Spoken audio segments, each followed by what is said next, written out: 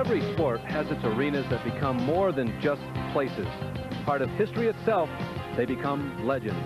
And such is the case here in Darlington, South Carolina, the Darlington International Raceway. Well, today has dawned at 72 bright, sunshiny degrees. Now, the Weather Bureau says it's supposed to rain this week, and it rained heavily last night. But right now, conditions look just perfect for motor racing. Hi, everyone. I'm Larry Newber, and welcome to the very first stock car broadcast on ESPN for 1987. This will be the Grand National Sportsman-type stock cars. And joining me in the booth, Benny Parsons, a man who has been bitten by this racetrack that a lot of people call a lady on more than one occasion. You know, Darlington has many names, Larry. The people here at the racetrack call themselves Darlington, the racetrack too tough to tame.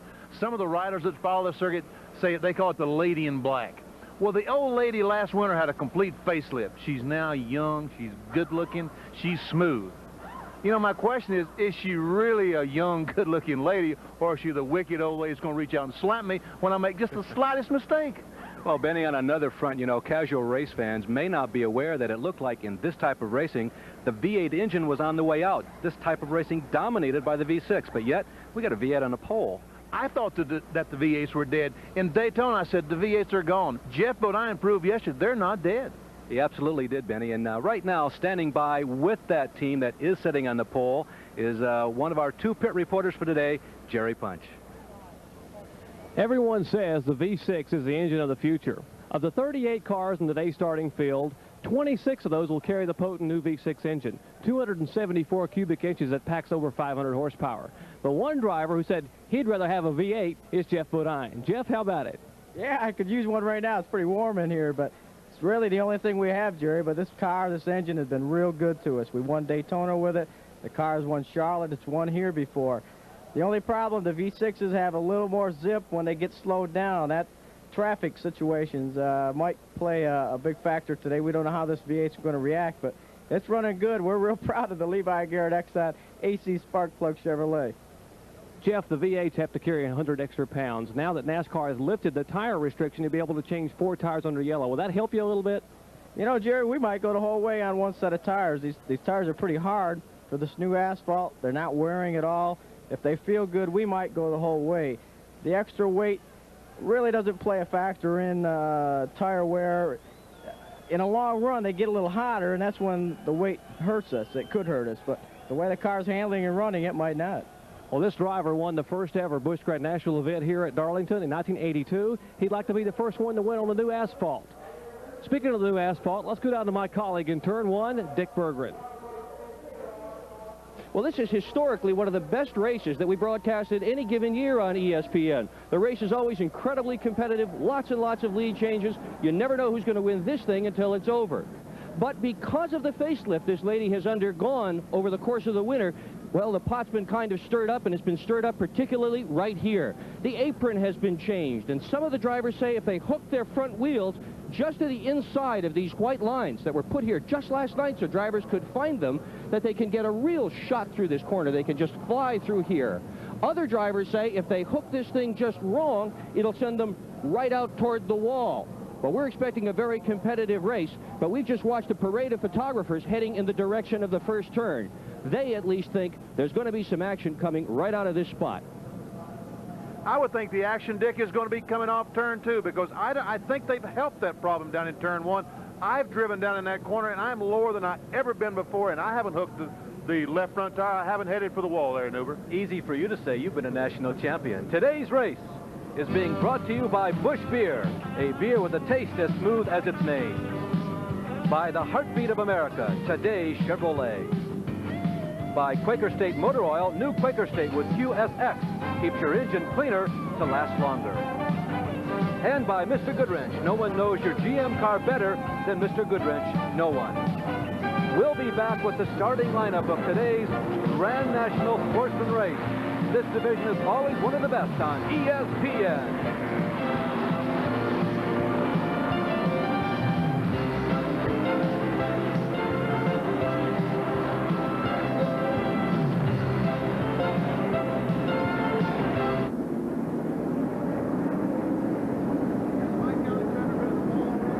He blew a tire late yesterday.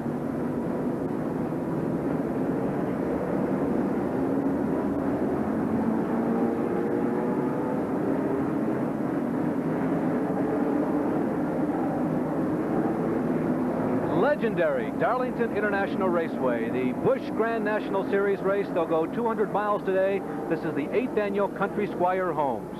There you can see the very front row. A couple of Winston Cup regulars up front again. There is Jeff Bodine on the inside and Dale Earnhardt on the outside. Several of them have made today's field. And here is the complete today's lineup. On the pole in car number 15 is Jeff Bodine. It's not a new track record. He is flanked by another Winston Cup regular, Dale Earnhardt in the GM Goodwrench Chevrolet. Row number 2, Darrell Waltrip, a very familiar name. This is a Chevrolet, and Jeff's brother, Brett, in the Thomas Brothers Country Ham Oldsmobile painted bright orange, is in 4th. In row number 3, one of the Grand National regulars, Jimmy Hensley, driving a new car this year, owned by Sam Ard, and the defending champion on the outside, car number 21, Larry Pearson. In 7th and 8th position, car number 84, Mike Alexander on the inside. That's a Buick, one of the few in today's field. And on the outside, Donnie Allison in the Jersey Buick. In row number 5, Harry Gant. This is Ed Whitaker's race car, the one that's done so well. He's flanked by Dale Jarrett. In 11th and 12th position, Ed Barrier and Bobby Allison, the old veteran who's run this type of racing as well as a few Grand National races. In 13th and 14th, Rodney Combs in car number 67 and L.D. Ottinger in car number 2. In the 8th row, Kenny Burks in car 00 and Larry Pollard from the Pacific Northwest in car number 63. 17th and 18th position, Jack Ingram, many times champion of this type of racing, and Jimmy Horton from the Northeast. In 19th and 20th, Ken Bouchard, he'll drive number 10, and Ronnie Silver in car number 14. In 21st and 22nd position, two of the top-running regulars. They qualified well back in the field. Watch them, Tommy Houston and Brad T. In 23rd and 24th, Morgan Shepherd and Tommy Riggins. In the 13th row, Robbie Moroso and Robbie Dragon. In 14th, Reggie Ruggiero and Rick Mass, followed by Mark Martin, Bosco Lowe, Glenn Jarrett, Robert Ingram, Dave Mater III, Joe Harrison, Mike Skinner, John Linville, Joe Thurman, Elton Sawyer, and we've got a green flag, Benny. We sure have. Down in turn 1, Jeff Bodine gets the jump on Earnhardt. Benny, I thought the interesting thing in regards to speed this week was that Bodine actually qualified faster here for this Grand National race than he did in the Winston Cup car. And this V8 engine he has in this car, look at Earnhardt try to get on the inside of him coming off turn 4.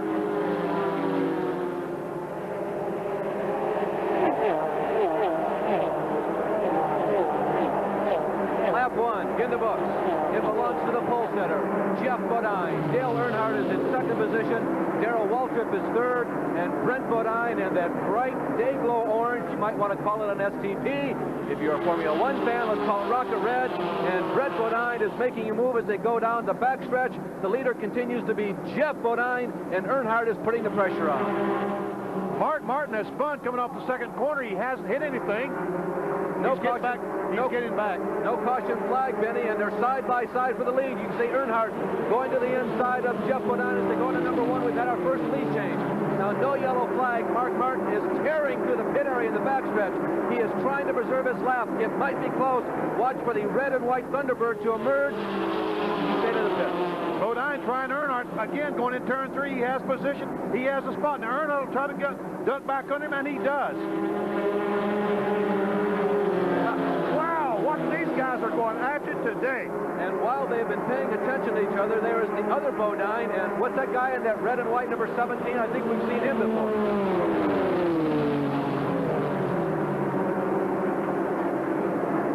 Benny, we've seen now a couple of laps under racing finally on this new racetrack. Hey, to me up here, it looks the same. How about to you? Well, it looks better because these fellas are really making some daring moves. I call them daring moves out there, but it looks like the surface is good. There is Jeff Bodine. He's commented that this car has been very successful for them on the major racetracks. It's kind of the Lone Ranger out there. It's the only V8 powered machine among all the front runners which are powered by V6. That Morgan Shepherd, you can see him rumbling down pit road now. This is a stop-and-go penalty. The reason was he jumped the start. Morgan Shepherd, who had trouble qualifying here on Friday, had to start well back in the field, be on 20th position, figured to be one of the contenders here. That's exactly what happened to Mark Martin as well. He was black flagged for jumping the start, and when he tried to go in the pits, he lost control as as he dove down off the racetrack. Very interesting, Benny. All of us did not see that up here, but tough break for both of these guys. Martin is like third in point standing, so you know where his line is for 1987. As we commented, Shepard expected to be in it for the win. Shepard, by the way, did not lose a lap, but he's about 3/4 of one down. Earnhardt and Bodine starting to put a little distance on third spot. Right now, third spot belongs to Brett Bodine, Jeff Bodine's younger brother. Benny, it's very obvious that when they were paying so much attention to each other, it gave Brett and Waltrip an opportunity to catch up. Now that they've settled down and Jeff's decided, well, I'll follow for a while, they're pulling away. Yes, they are. Today's race has about $100,000 up for grabs in purse. We will go 147 laps. That's 200 miles on a 1.366-mile raceway. Here comes Bodine again on the inside of Earnhardt. He has position. Two of the absolute highest stand-on-the-gas guys in all of racing, and they could do this all day. They will not let another guy lead if it's at all possible they can get to the front. Now watch Earnhardt try to dive under Bodine here. Now, a couple things that are playing into this as we watch this artistic battle, our piece of artwork that these two drivers are making. You heard Bodine say, hey, I might go all the way on one set of tires. You figure everybody's going to stop at least once for fuel. If they have to change tires, that obviously might require a little more time in the pits.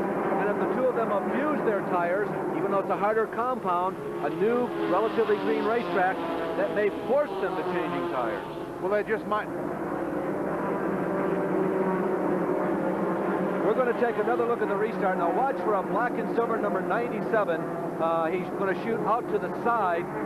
Morgan Shepard started on the inside of the 12th row. There you can see him darting down, as well as Mark Martin. Benny mentioned that there's another car behind him. Looked like Dave Mader III, who was also darting down there. But in the opinion of NASCAR officials, maybe Mader made his move after he saw Mark, which coincidentally was after the green flag. And we talked about Mark Martin just a moment. He once again is winning the pits on the back straightaway, and this time he very slowly went in the pits. Looks like he could have a problem. Yeah, Benny, as you mentioned, and we caught that he had spun as he tried to enter the pits. Half the cars are pitted on the front stretch here and the other half on the back stretch. We started 38 cars, and because of the relatively shortness of the straightaways here, it works out much better. They have the opportunity to put half the field in the back and the other half in the front. I'll tell you what, these two guys are really going after it today. You know, you thought they might take it easy for a few laps just to see what the new pavement was going to be like. Not Bodine and Earnhardt. They went after it the first corner of the first lap. They really have, Benny. There you can see the contest for third, quick glimpse of fifth. Third still belongs to Brett Bodine, but Waltrip is moving up the challenge. Waltrip, by the way, has gotten by. There's first and second, Jeff Bodine, Dale Earnhardt. Waltrip is third, Brett Bodine is fourth. Running in fifth position is car number 23, that is Bobby Allison. Sixth, make that Donnie Allison. Sixth is car number 5, Jimmy Hensley. Seventh is number 32, Jill Jarrett. Eighth is car number 33, that is Bobby Allison. Ninth is car number 7, that is Harry Gant. And in 10th is 84, who crashed in practice late yesterday afternoon, Mike Alexander, after qualifying pretty well. There was a smoker going down through 1 and 2. We're back. Meanwhile, we're back at the leaders, and Earnhardt right on the back bumper of Bodine. That smoker was Jimmy Horton, Larry. Jimmy Horton. Jimmy, of course, is the modified driver from the upper Northeast. The black flag coming out for Jimmy. Jimmy, by the way, is a man who was tutored for a little bit by Bobby Allison a year ago, as the leaders have already now begun to move through slower traffic. All 30, well, make that 37 of cars. Horton is pulled off, and Martin is not back out yet, but 37 cars remain on the track as John Linville gets a lap put on him, as does the number 0 car of Mike Skinner, two of the people who started near the back of this pack. Wow, did you see Earnhardt come off the second corner? It's like he was shot out of a cannon. Onto a relatively flat straightaway. As they go into 3, he's got the edge, and Earnhardt moves back into the lead. I don't know what he did going through the first and second corner that time, but he came off too like he was shot out of a cannon. You know, Benny, officially, this is one of those races we've had only 3 or 4 lead changes, but unofficially, that's treble. There's 3 times that, I think. It looked like that. I think Jeff Bodine mentioned it with Dr. Jerry Punch earlier on, that he was concerned about the the car accelerating off the corner, the V8 accelerating off the corner. That may have been why Earnhardt was able to get away from it. Benny, we may be seeing some of that in the early stages here at the Darlington International Raceway. Today's Grand National Series race for late model type sports cars, stock cars make that, has been dominated by a couple of Winston Cup regulars, Dale Earnhardt and Jeff Bodine. To say that one of them is leading, well, it's really kind of misrepresenting what's been going on here. Basically, they have been side by side more than one of them has been in the lead since the drop of the green flag, and we are still in the very early stages of this race, but for the first 15 laps there have been 4 official lead changes, but many more than that if you could have tracked it all the way around the racetrack. We will be back with more from the Darlington International Raceway. The lady in black so far has been kind to all of these competitors.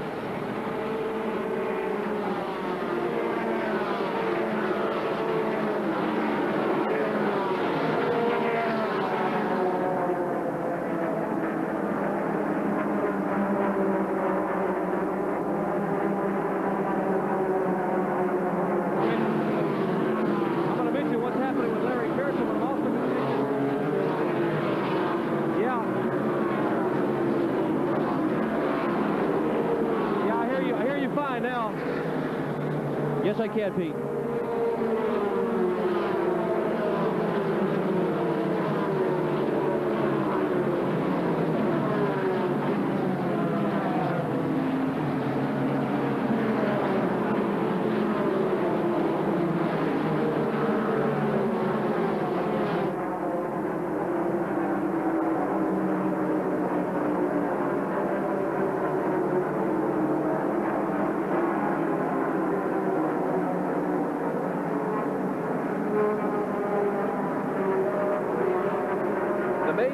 On a recently paved racetrack. There you can see the leaderboard. It's Jeff Bodine and Dale Earnhardt, but as we told you before we went to break, don't worry about that. It's probably changed 3 times since that commercial ran. 6th through 10th, Jimmy Hensley, Dale Jarrett, Harry Gant holding on, and Tommy Houston in 9th, and Bobby Allison is currently in 10th position. I tell you, there is the leaders. Jeff Bodine still has the lead over Dale Earnhardt. The car that's really running strong on the racetrack right now is Morgan Shepherd. We saw him get black flag for jumping the starts. He came back on the racetrack, and he has maintained the relative position between himself and Bodine. And that's without the aid of the move-over flag, without the flagman letting the slower cars know that a faster car is approaching him. Benny, one of the pride and joys of the Buick V6 people is Tommy Houston. This car, I understand, has even been up into the wind tunnel in Detroit. There is Houston. Because of a bad qualifying run, he had to start 21st. He's moved all the way up to 9th, and Tommy Houston is the man on the move in this race up to this point. We almost had us an anxious moment going in turn 4 there just a moment ago. The leaders, Bodine and Earnhardt, ran across a slower car. Bodine tried to pass him on the outside, Earnhardt on the inside. It was about 3 abreast for just a few feet, but they were able to come through it okay. Benny, another dilemma, an age-old dilemma for competitors here at Darlington has been working your way through slower traffic. In your opinion, has the new pavement helped that situation out? Do you have a little more room to maneuver? It looks like it has. I haven't been out there with traffic, but it looks like it has. Watching Earnhardt and Bodine, yes. Last year's champion was Larry Pearson, and Larry Pearson continues to run in the top 10 right now. Matter of fact, no, he has slipped back. He's down to 12th position. Larry started this race in 6th position. Larry, of course, competes with a family team. His father, David, a legendary stalker, and Ricky Pearson has also been involved in the crew. And Jerry Punch, one of our pit reporters, down in that area right now. Jerry? Well, Larry's having a problem. The car is backsliding in the field, and his dad, 3-time Winston Cup champion, David. David, what's the problem with Larry's car? He's going backwards. Well, we don't really know right now. We think that he's got a tire going down. And he said it's real loose, so we just let him run as long as we can, hoping the caution come out. Well, Larry Pearson having some problems. You can't really blame him for not having his mind on the race today. You see, about an hour and 45 minutes ago, just as he was getting ready to strap in the car, he got a phone call from Spartanburg General Hospital. His wife, Kathy, had just given birth to his first son. She wanted to get out of the living room, back in her room, so she could watch his television and watch her husband race today. And A new child, a new boy, Larry Kirksey's first son, born an hour and a half ago. I bet you that's one thing that's never happened to you. That is terrific. That's great. That Congratulations, Kathy, you're watching. Absolutely, and maybe on the radio or on TV. Of course, this race is being broadcast throughout America on TV, and there's a regional broadcast, pockets around the country. The race is also broadcast on radio. And there you see the leaders. It continues to be more of the same story. And that's Morgan Shepherd right in front of the leaders, if I'm not mistaken. And he definitely wants to get his lap on those guys, so I think we're going to see something interesting right now. Benny, they have caught him. I don't think that Morgan is running quite as rapidly as they are, but trying to get around him is going to be like trying to pound out the dents on a fender with a pair of pliers. Really tough. It is going to be tough. Now look at these slow cars. Here the cars they're side by side in front. Wow! Elton Sawyer is in the way. Down on the low side is Reggie Ruggiero. They come out of turn number 4. Shepherd still leads that trio. Remember, he's trying to save his lap. Oh, boy, oh, boy. Morgan Shepherd, he picked the right eye of the needle to go through that lap. Wow.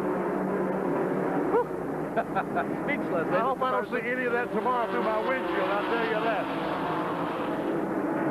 Morgan Shepherd temporarily with a clear track in front of him opens up about a 3-car length lead over that duel. Now Earnhardt may be thinking, hey Bodine, if you can't get the job done, let me go up there, because if we can keep this race between the two of us, we both got a better chance. Bodine looks on the inside of Morgan Shepherd that time, unable to get by. That's what Morgan needs right now. He needs for Earnhardt and Bodine to start racing each other and forget about him. Oh no. There he goes, down a lap.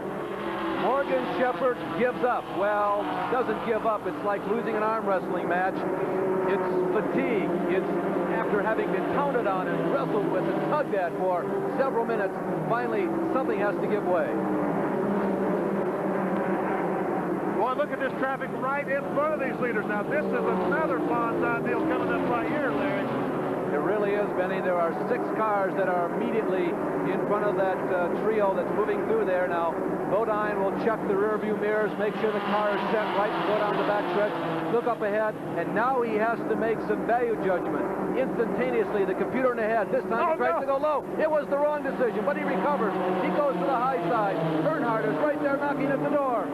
They're on the outside. Bodine chose to go inside that car. The fellow said he was going to go down. Jeff was lucky he didn't run the back of that car. That was Bobby Dragon, another one of the Northeastern driver who's been running downsized late model cars that they have gotten around.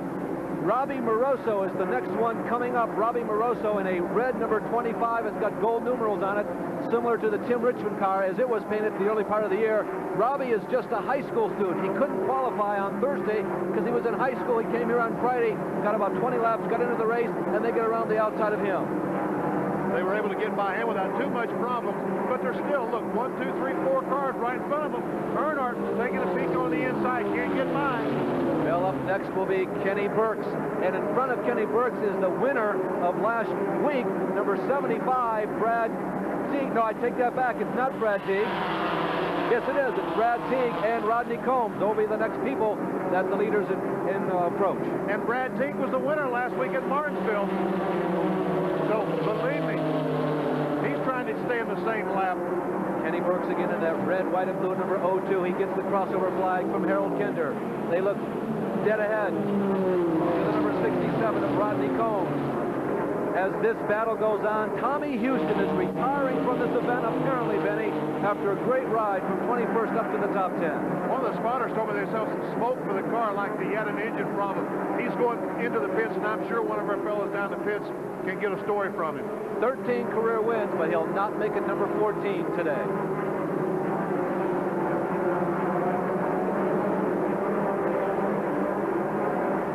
I tell you what, those guys getting through that traffic has been exciting. And Benny, they're picking up some pretty husky hitters too. Right now they're approaching Mike Alexander. That's Mike Alexander on the outside in that black gold numeral number 84. And now Teague, you can see that Bodine goes under Alexander and goes above Teague. Teague is in 16th position right now, so they are rapidly getting close to the top 10 as they continue to motor around. No, they're racing hard around this. And, you know, it would be great if we could take our cameras back to some of the other cars in the field, but this is just too exciting. We can't do that. I think Jerry Punch has caught up with Tommy Houston down in the pits. Jerry? Well, Tommy Houston, one of the first contenders to have a problem here at Darlington. Tommy, what happened? Dick, something happened to the dry sump belt.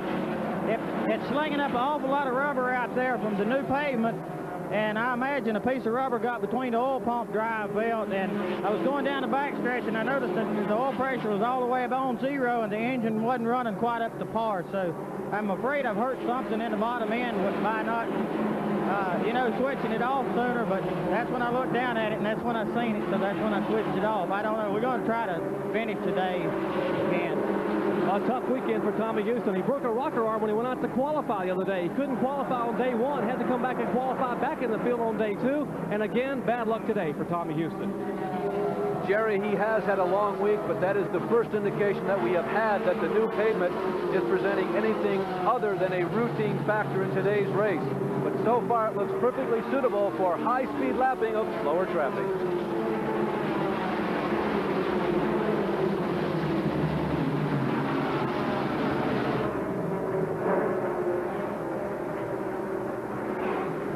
Laps. How many laps? Thank you.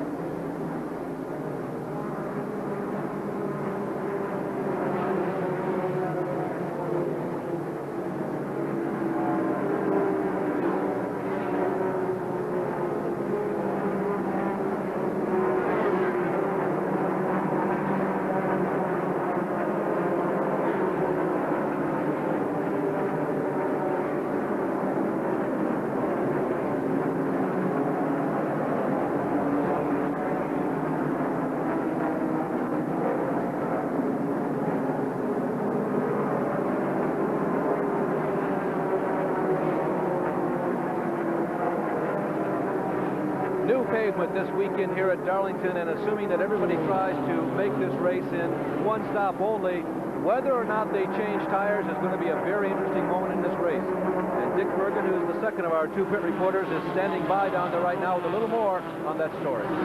Well, you're right, Larry. Tires are always a big story in a race, but especially when there's a new track surface. Now, Goodyear has given these guys tires that are a bit harder than the tires they're accustomed to running here at Darlington.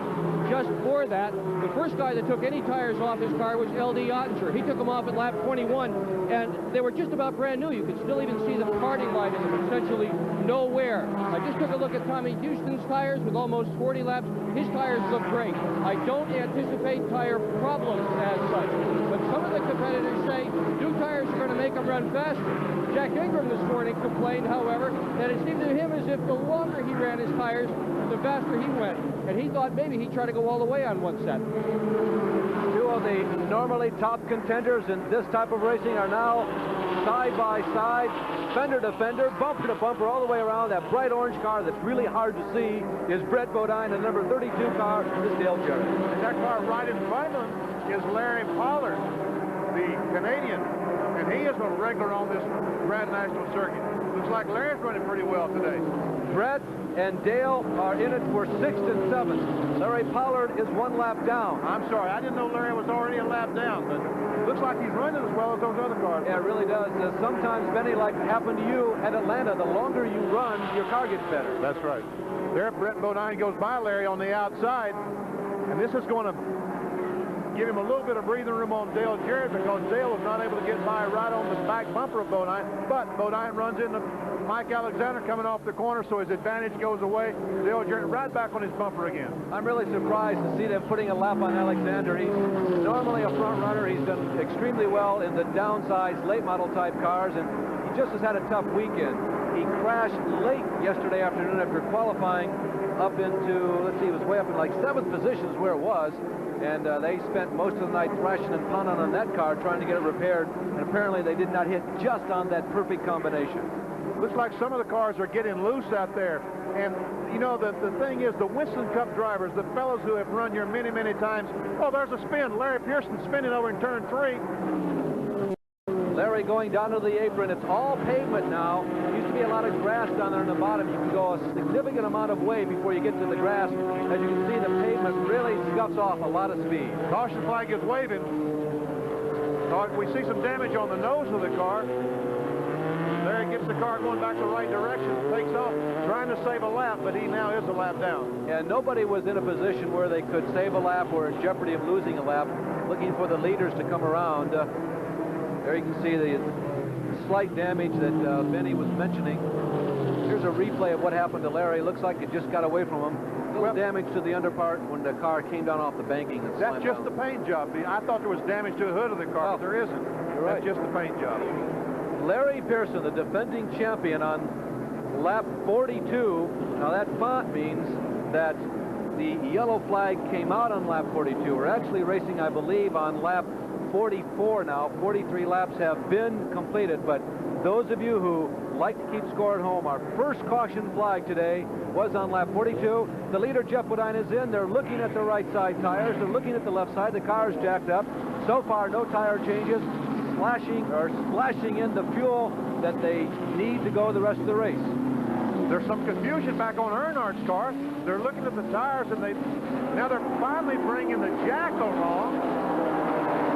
Darrell Waltrip goes by, leaves Earnhardt sitting on the jack. Earnhardt is still in the pits. They have decided to change the tires. Well, Brett Bodine is in, L.D. Oettinger is in, the number 5 car, Jimmy Hensley is pitted, Larry Pollard is in the pits. Tremendous amount of smoke out of Brett Bodine's car. Dick Bergman has been right down there watching his pit stop. Dick, what'd you see? Well, what I saw, Larry, was that Dale Earnhardt's team indeed did have some indecision down here, and there may be a good reason for it. This team is accustomed to having his Winston Cup crew service this automobile. The only man I see here from the Winston Cup team is his crew chief, Kirk Shelmerdine. Interestingly enough, they are preparing to bring Earnhardt back in again, so this is a crew that does not ordinarily work back together. Now pit road, Jerry Punch. Well, here's the reason for the caution flag. 33-year-old Larry Pearson in the Chattanooga 2 Chevrolet had spun the car on the racetrack. And Pearson, of course, you heard us talk to David a little bit ago, talking about they might have had a tire going down. Well, indeed they did. The tire went completely down on the car. They've spun the car and been able to bring it back in. Looks to be very minimal damage. There's Ricky Pearson, Larry's younger brother, coming around to the left front tire. They will change all 4 tires. Again, the NASCAR rule has been removed here. You can change 4 tires under yellow, and that indeed is a break for Larry Pearson. Well, as Jerry mentioned, that car right there, the Chattanooga 2 machine, is the reason that the yellow flag was brought out. Benny, there he is again. Well, what happened with Larry, if I'm not mistaken, I was looking at, I think he started to pass someone on the outside, and that car moved up. And when Larry jumped out of the throttle and hit the brakes, he had no choice but to spin the car. Now, a little bit of recap on the Dale Earnhardt situation. Those of you at home may be in for one of the real treats of motor racing in the 1980s, and that is watching Dale Earnhardt start from the back about 25 cars from the lead and race through them toward the front. Dale Earnhardt has not lost a lap to the leaders. Earnhardt is way in the back of this line. Jeff Bodine continues to be the leader with Darrell Waltrip second. Earnhardt has lost a considerable amount of ground, but he has a long time in which to make it up. So come back with us, because this could be great from here.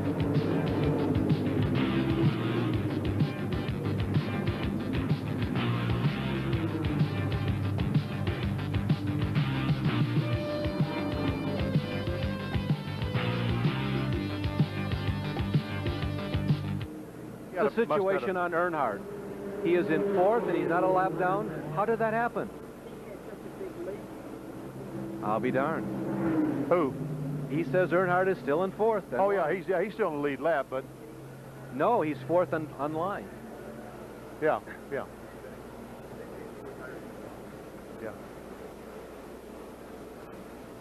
Harry Gant must have had a terrible, terrible pit stop.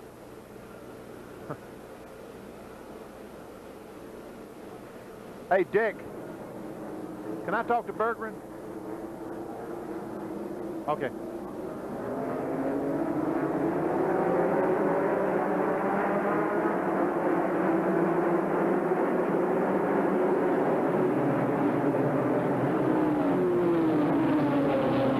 missed about 1/8 of a mile of action, and Dale Earnhardt, we were a little mistaken. He did get out of the pits much earlier relative to the other cars than what we thought, even though it was a long pit stop. He has already vaulted up into 4th position, so we didn't mean to mislead you. There still might be some action as they start the lap again in about 20 more laps. Well, he's pulled up on the back bumper of the 17 car. That's Darrell Waltrip right now. Looks on the inside of Darrell coming off turn 4. Trying to get by. He's alongside. Darrell Waltrip giving Dale Earnhardt miles and miles of room, about 2 inches by my calculation, as Earnhardt goes underneath. Waltrip, I'll tell you, he hasn't made very many headlines in this race, but Benny, he's very cagey in a Winston Cup car, but I think in these Grand National cars, for some reason, I have the feeling that he may be the best. He's very, very good at figuring these races out. He is good at figuring out. I think he has an opportunity to win this race. Darrell Waltrip can win. There's no doubt in my mind. There have been many races like this where Waltrip has raced around for about an hour and a half, and he was in the top 5, but he was never a contender. And then all of a sudden, in the last 30 laps, if the car was working low, he dropped it low, started passing cars. If the car was working high, he went high, started passing cars there. The key thing right now is the new tires or the old tires better? And that's the question that everyone has. There you can see a brief summary on the recent round of pit stops. 3 leaders, Jeff Bodine, Earnhardt, and Waltrip all came in on lap 43. Jeff was in 1st, Earnhardt was in 4th, and Darrell Waltrip, they come out in 2nd position. That's the way they came out of the pits after the pit stop. And remember that Earnhardt was in 2nd when he went in. Jerry Punch, how do you see that? Well, Larry Pearson made the stop, and he spun under and produced the caution, and this is the reason for the spin. This is the right rear tire off the Pearson Chevrolet, and you can see the tire was cut. No defect at all in the Goodyear Eagle, but he ran over something on the racetrack and cut a big divot in the tire right here. The tire began to leak down, the car got loose, and Pearson eventually spun and produced the caution flag. Okay, the leader continues to be Jeff. Benny? Look at Waltrip. Where did Waltrip found some new found strength? He's right on the back bumper of Earnhardt. You mentioned a moment ago, he's sharp. Well, he must have made an adjustment on his car, because right now he can run with Bodine and Earnhardt, it looks like. The other thing about Darrell Waltrip in a Grand National Sportsman type stock car race, my experience in observing him is that if he is able to lead at the midpoint of the race, you really better look out. There's Bodine coming back to them. I don't know if Waltrip changed tires or not. Maybe one of our pit reporters can find out from Eddie Jones's crew chief. And look, Waltrip on the inside of Earnhardt. That's the first significant move that we have seen from Darrell Waltrip today. And Darrell Waltrip, who was passed by Earnhardt in turn number 1, the opposite end of the racetrack, about 4 laps to go, now does his own passing down to number 3. Dick? Thank you. Well, we're watching Darrell Waltrip here this afternoon, and he is absolutely flying in an automobile that they affectionately call Virginia. Now, Virginia's one of the oldest cars on the circuit, and they just dug it out of mothballs a few years ago, put it back together again, and last year it had a V8 in it. Well, they wanted to see what it would do with a V6, so they stuck a V6 in, but it really wouldn't fit in with the bodywork. They took a torch, they cut a hole in the hood for the air cleaner, took it down to Daytona, and decided that the thing indeed did fly with a V6. So they respun it, they put a whole new body on it, but that's still, that number 17 is one of the oldest cars racing in stock car competition today. Dick Berger, you're just too excited, because I got so interested in what you were saying. I missed. How did Earnhardt get back by Waltrip? He passed him. No, they've just been running together, and Dale seems to have a race car that will go anywhere on the track. And if the guy in front of him, Benny, makes just the slightest, it's not a mistake, it's a miscalculation, Dale's got just enough to get back around.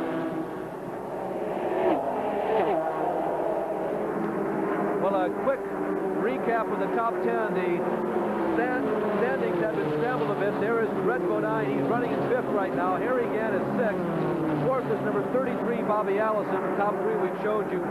Jeff Bodine, Dale Earnhardt, and Darrell Waltrip. 4th again is Bobby Allison. 5th is that man right there, Brett Bodine. 6th is number 7, Harry Gann. 7th is car number 11, Jack Ingram, has moved all the way up from about 25th starting position. Number 23, Donnie Allison is 8th. Car number 5, Jimmy Hensley is 9th, and running in 12th position is the number 12 machine of Ed Ferrier, a graduate of the Darlington Dash Cars, and Harry Gann is looking like he'd like to kick up the deal. He looked on the inside of Bodine, was unable to get by down in turn 1. He's able to keep the car on the bottom of the racetrack as he exits turn 2, looking pretty good. Boy, Benny, if anybody could use a win, it would be Harry again. I mean, you're a nice guy, but Harry really needs one right now. He does need a win. You know, race fans may have watched the race in Atlanta just a couple of weeks ago and saw the terrible crash that Harry again had, and he bit his tongue almost in two. I asked him yesterday how his tongue was.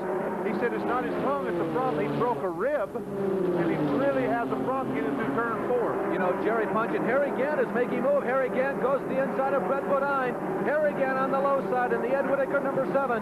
Brett Bodine in the number 00 Thomas Brothers and Machine on the outside. A car repainted because the car owner's wife had an eye operation a year ago, and she said, I can't see that car on the big tracks. And they said, I bet you can see this. And Harry Gant gets a position. And up front, now it's Earnhardt coming back. He's got back for the on lead. This is for the lead. Darrell trying to get on the inside of Bodine as well. Whoa, it was close as they come off the second corner. You know, Benny, you're all race drivers, but as a not professional race driver, in a situation like this, why isn't somebody holding back and kind of watching what's going on? I don't know. They wanted to race. They're racing today. Eddie Jones is crew chiefing on Darrell Waltrip's Grand National car, and Jerry Punch is there. Well, they made an adjustment during that caution flag pit stop, and Eddie, you've really got Darrell dialed in. What happened? What'd you do? Well, the car's been a little loose. We changed the tire just a little. Wasn't enough for a major stance. He adjusted it too early in the race for that. The track keeps changing, so it might come back to where we were at, so we didn't want to do anything too major. That's Eddie Jones, the crew chief for Darrell Waltrip. They have the car hooked up, and Waltrip making his move toward the front. It looks to me like the changing tires was the thing to do, because Bodine did not change tires. He had a lead just a moment ago. Earnhardt has caught him. Darrell Waltrip, Eddie Jones said change tires. He also is in the race. It looks like the next time a caution flag comes out, Jeff Bodine probably ought to change tires. Good point, Benny. We're not even halfway through yet, and I'll tell you, the man who is Mr. Speed right now, I think, is Harry Gant. But meanwhile, Dick Bergman's got another observation down in the pits. Dick? And my observation is you guys are right on with respect to Bodine's tires. They are looking at the tire sheets right now that they use to set up and practice with this car and try to decide what they're going to do. Tires, a key story in the race already. 60 laps officially have now gone by the board. Once again, we're going to go 147 laps in today's race. So you can see the 73 lap point will be the actual halfway point. So far, that man right there in the white, yellow, and brown trim Levi Garrett car has dominated this race along with Earnhardt.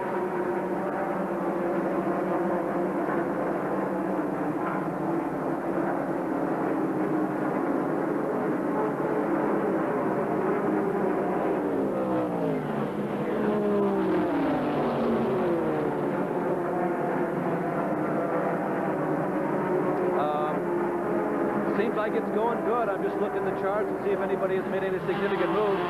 I think I'd like to see Ed Barrier in that black and yellow number 12. It's reasonably unusual for him to be running in the top 10, and he's turning in a pretty good race. All right. Okay. Just to put in your list there, your wish list, Neil. Ed Barrier, number 12. The number 10 car, Kenny Bouchard, is running 11th. And from 24th starting position, Tommy Riggins in the white and red 29 is 12th. All right. Ready? I'm ready. Yep. We might have a race here pretty quick between the 00 and Donnie Allison. And that's looks like Donnie's gaining on him. Good story. Is that the 97 car slowing down over there?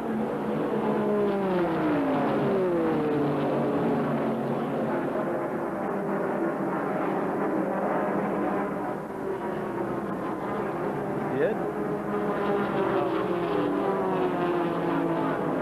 What?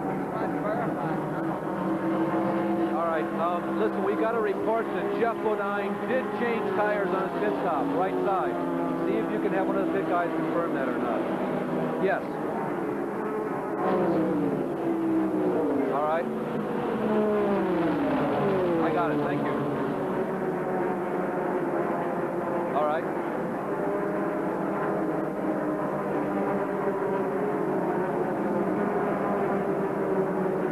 Jeff Bodine, a year ago, one of the fastest drivers in Winston Cup racing, is on the screen right now. That's where he's been for most of his day, trailing not only on the screen, but also on the racetrack, the number 8 car of Dale Earnhardt. That is, he's either been trailing him or the other way around. Earnhardt has been trailing him. In front of him all day long. These cars are so close, Larry. It looks like they're just tit for tat. The guy that's in front might, on the last lap, I don't even know if he's going to win or not, because the other guy just might pass him in the third. It'll be very interesting.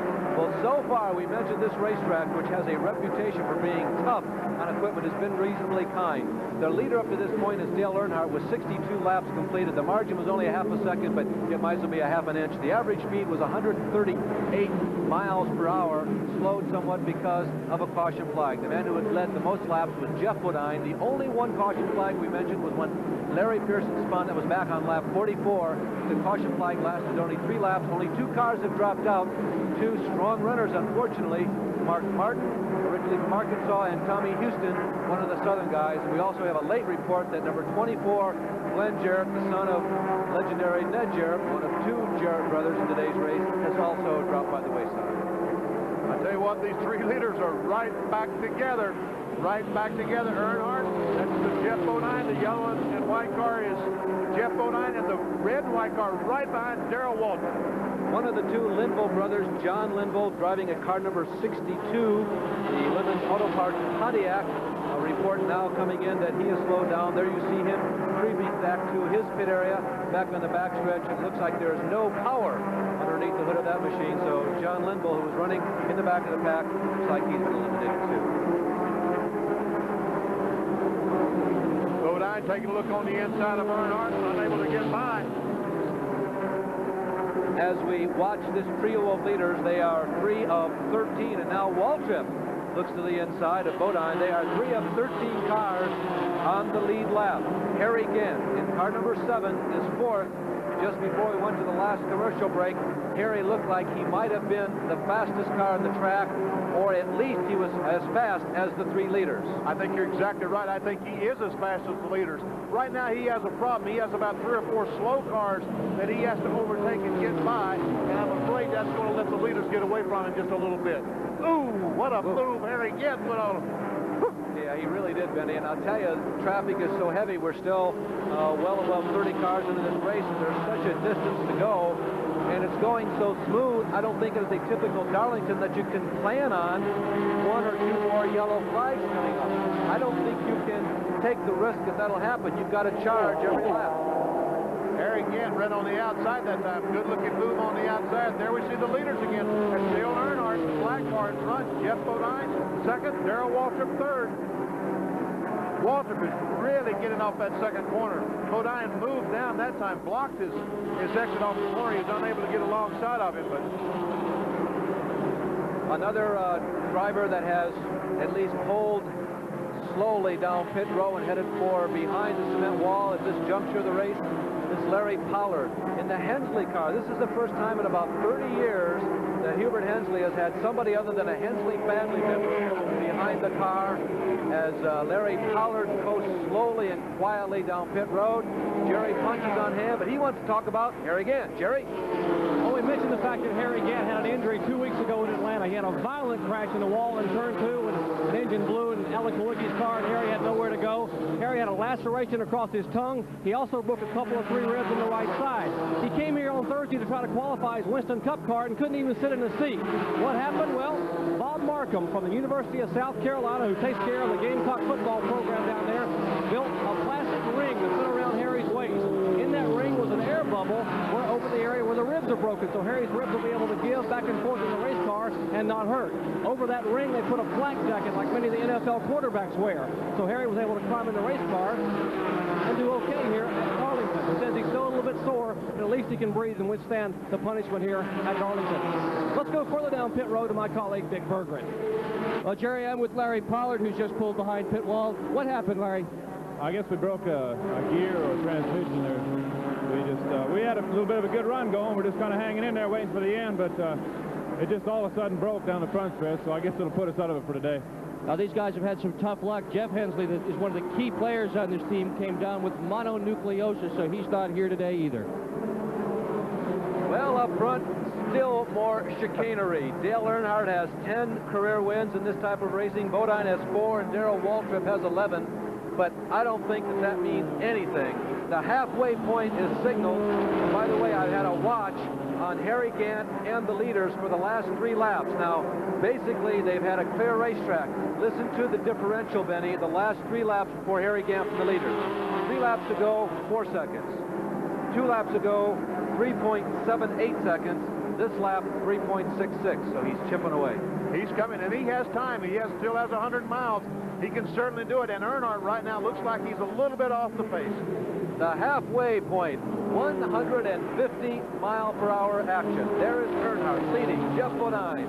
Are these cars fast? You betcha. We told you that Jeff Bodine qualified this Grand National car quicker than his Winston Cup car for tomorrow's race, which also will be seen here on ESPN. The 3 of them have been up front all day long, although Waltrip is a bit of a Johnny-come-lately. He spent the first 30 or 35 laps sorting out his machine. But Earnhardt and Bodine have dominated this race.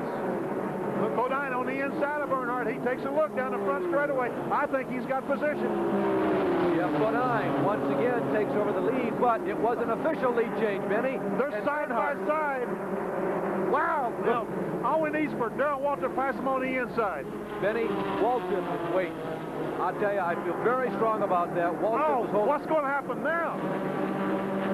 You can't do that, guys. You can't go in that corner side by side. Look at Waltrip holding back. There's no question in my mind that Waltrip alone could run faster than the 2 of them side by side, and he held back and said, "You guys go race, I'll watch." I tell you what an exciting pass that was. And you know, if they do that one more time, there's going to be another player, Harry Gant. And look, Earnhardt's Ryan Bodine on the inside. Harry Gant visually is about 2 seconds back now. This time Bodine's got the edge, or rather Earnhardt's got the edge to get them straight, but no, it's Bodine.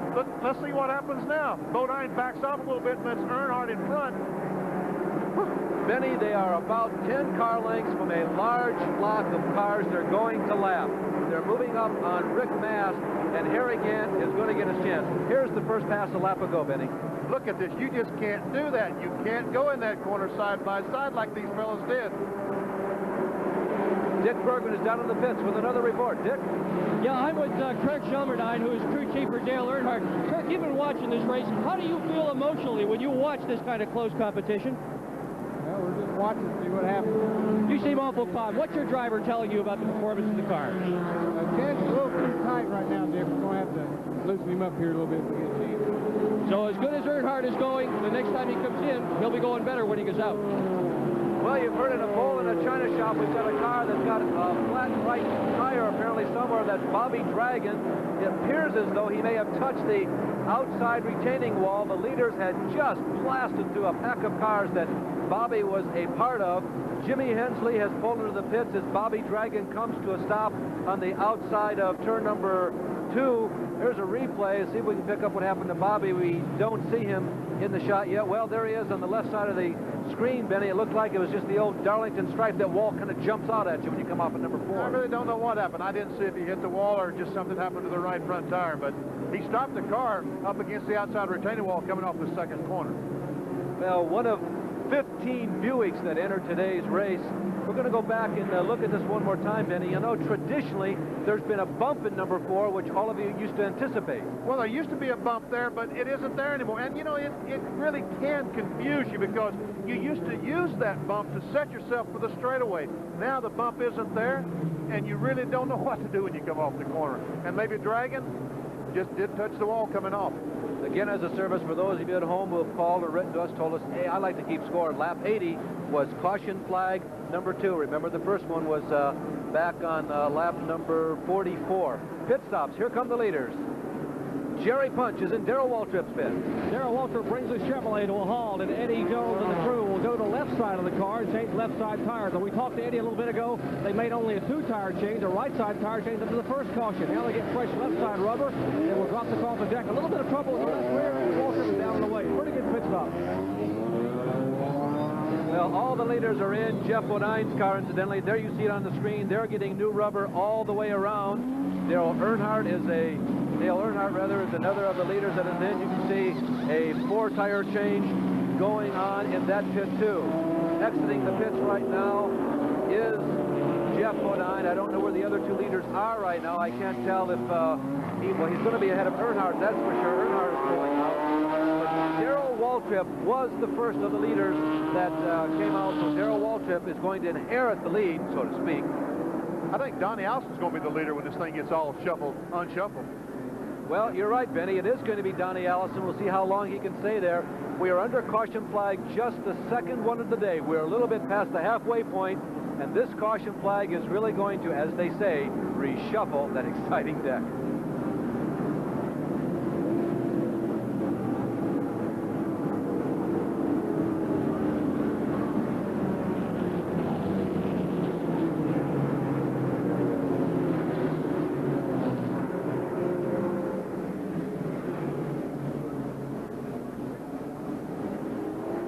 No, he's been running a few races, but first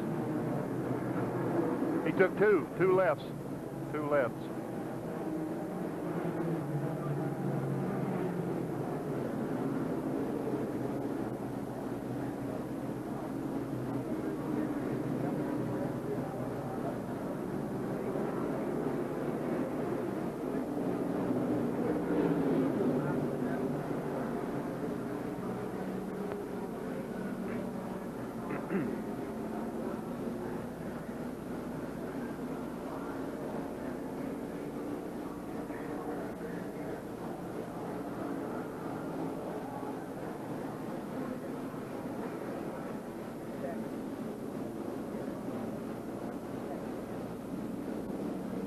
It's not coming back to me, right? Coming back to the track.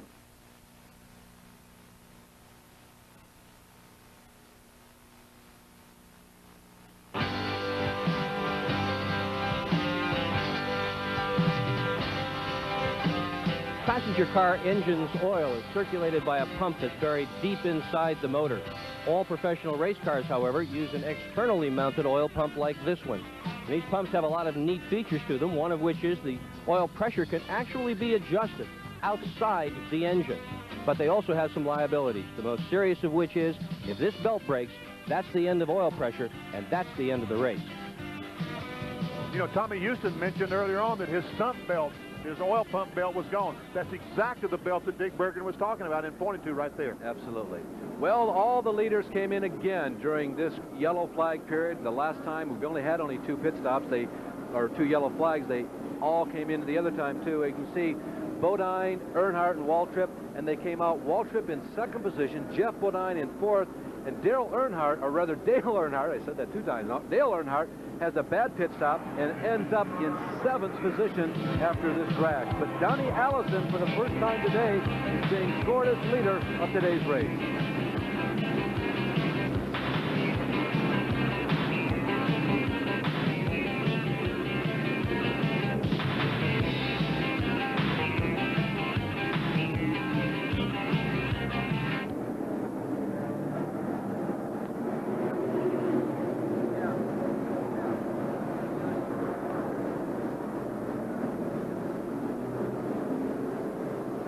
I tell you what, that Harry again, poor boy, I'm telling you. If Earnhardt's 7th, he must be 9th. That's exactly what he is. You're right, he's 9th.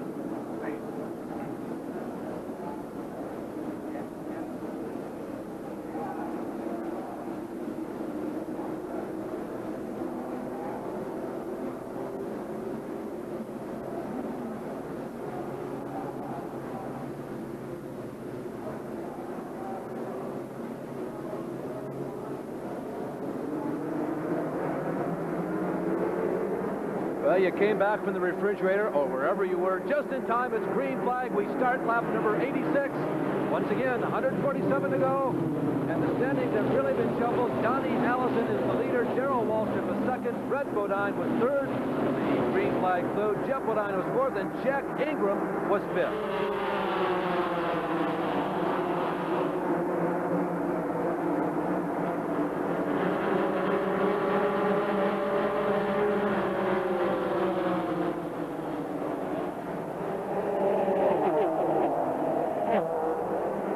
Well, that's Mr. Waltrip taking a look to the inside, and here comes Bodine. Wow, where was he? As they went through turns 3 and 4. Waltrip was looking to the inside of Donnie Allison. He couldn't get the job done, and here comes Brett Bodine. And they were actually side by side at speed through that corner. A great move by Darrell Waltrip, but he's in a bad spot. And he jumps in front of Brett Bodine and out-muscles it. And look, here he comes on the inside of Donnie Allison. Darrell has found something there at number 3. It looked like he was using the banking and driving down the banking like a rim. Darrell Waltrip always has been able to get through that corner very well. He and Dale Earnhardt probably get through 3 and 4 as well as any drivers on the circuit.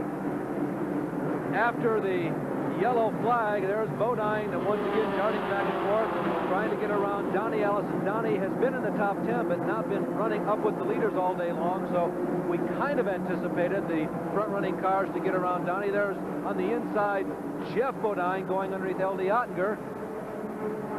Now the Bodines run 2nd and 4th on the track. That's Waltrip also continuing to run up front in that lead group. And Earnhardt's back there, guys. Yeah, Earnhardt is on the tail of that. Ottinger. Donnie Allison really holding his own here. Donnie has been running well all race. Yeah, about the 88-lap segment. Jeff Bodine right on the inside. Oh, they touched. Oh, how close can you get? Not the last lap, but you wouldn't know it. Bobby Allison is also in that group of cars that is within about 4 seconds. Harry Gant, and Harry Gant just had a very bad turn. Harry Gant is way on the far right-hand side of your screen as we look at that panorama going down the backstretch. He went very high in turns 1 and 2, but he did not touch the wall. So Harry Gant doesn't look like he's as quick as he was before the yellow flag, but still in the top 10. Bodine this time is able to get alongside Donnie Allison, get position before the exit turn 4, and is able to take that spot. And here's Earnhardt on the inside of Donnie, taking a look going down in turn 1. You know something, Benny, when a turn or when a pass takes place in turn 3 here at Darlington, I don't think there's any other racetrack in the world as Earnhardt now moves underneath Donnie Allison. There's no other turn in the world where the pass takes place so quickly as turn 3 here. No, if you get in the corner just a little bit too hard, you're in big trouble. Now then, we're going to see if Bodine and Earnhardt can run Darrell Waltrip down. You mentioned earlier, Darrell Waltrip, one of the sharpest guys there is as far as a race car driver is concerned. He has a 2 or 3 second lead. Can he hold it? And the other thing about Waltrip is, unless that car is absolutely perfect, he's not going to run away and hide. He'll get a pace. He'll establish about a 20-car length lead and kind of park there and see just what the other guys have. Look, Earnhardt on the inside of Jeff Bodine going in turn 3. Earnhardt takes that spot away like a rocket ship down the back straightaway. Earnhardt must have his car handling very well right now. The wild card in my mind up there is that orange car right there at the bottom of your screen, Brett Bodine. He really hasn't displayed the ability to be at the vanguard, the absolute point of this race up till now. Now, he's not leading the race, but he's really holding his own. So far, only Waltrip has been able to get around him. While we were watching this race just a moment ago, Dale Jarrett made some contact with the outside retaining wall, had to come in the pit, spin 2 laps straightening out the sheet metal, but he's now back on the racetrack. Dick Berggren is down in his pit. Dick? And I'm with his crew chief, Mike Bean. Mike, what is the damage like on the car? He bit the ball joints and the tie rod ends. You know, he said it felt pretty good except for his tire smoke, and I didn't want to take a chance of tearing the car up any worse than me. These guys really need to get a good finish. They don't have a sponsor on that automobile. They run full-time on this circuit.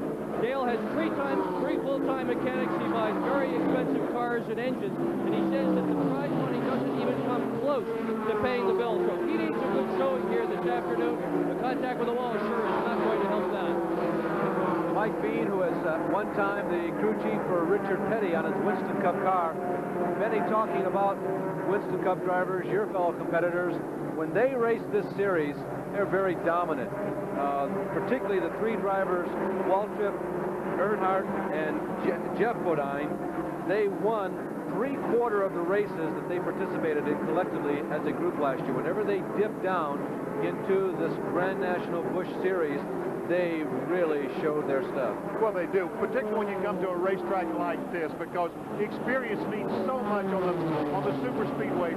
driving these cars at 170, 180 miles per hour. You just have to do it time after time after time before you get as proficient as some of these fellows are. We got a comment from the pits about that. Well, Brett Bodine is one of the few drivers, in fact, he's the only Busch Grand National regular driver ever to win on a super speedway since the Busch Series began, with the exception of Jack Ingram, who won here, but Ingram had relief help from Harry Gant. And that says a lot, because the super speedways have really been the domain of the Winston Cup regulars, the likes of Earnhardt, Waltrip, and Jeff Bodine. But Brett Bodine won a couple of years ago at Rockingham, and he finished third last year in both of the Busch Grand National races here. He is an up-and-coming young superstar. In fact, he's up-and-coming. He'll be in the Winston Cup circuit next week at Wilkesboro. As a matter of fact, next week, Brett will be driving a car fielded by Cale Yarborough, and they have already been under the existing North Wilkesboro track record in that machine in testing. Well, I'm sure that he's going to be one of the top drivers in the country before too long in this type of car.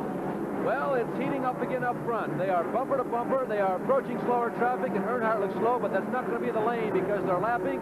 Can he make it 3 abreast? No, this is Darlington. You got to go 2 abreast at the most. At the very most. Uh-oh. Uh-oh, this is going to be close. Joe Henry Thurman went in the corner a little bit too strong. Came up the hill.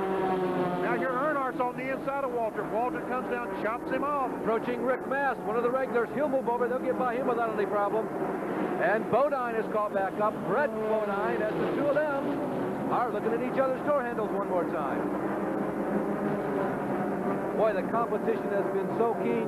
You haven't even had a chance to think about V8 versus V6, but remember, there's only one V8 in the mix. It is Jeff Bodine. He is right now in 4th position, and he has moved up a little bit. And Earnhardt's going to move. Oh, no. Darrell Waltrip goes to 3rd spot. He runs in behind Elton Sawyer and goes all the way to 3rd. Elton Sawyer, one of the younger drivers, moving up to the Busch Grand National Series, trying to hold his own, and Darrell Waltrip made the wrong call. Wow. Darrell chose to go. Here we see it again. Darrell chooses to go on the outside. Elton moves up. Darrell has to back off the gas. Earnhardt never backs off. He and Brett Bodine go flying by Darrell Waltrip. Benny, it was a hard call to make. It looked like that Elton was watching and was going to hold his line and leave Darrell with enough room on the outside. But at the last moment, Darrell looked low and then went high, and so did Elton. So that's what happened as you go through slower traffic here at Darlington. The pavement may be new, but in reality, it's the same old place.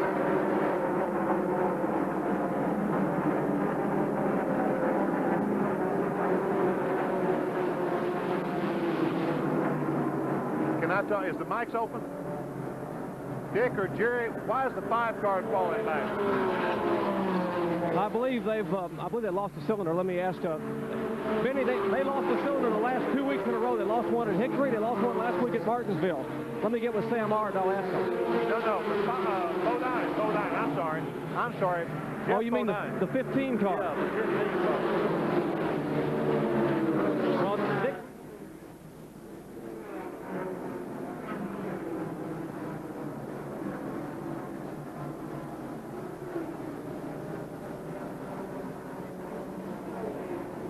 Here the 17's going 17.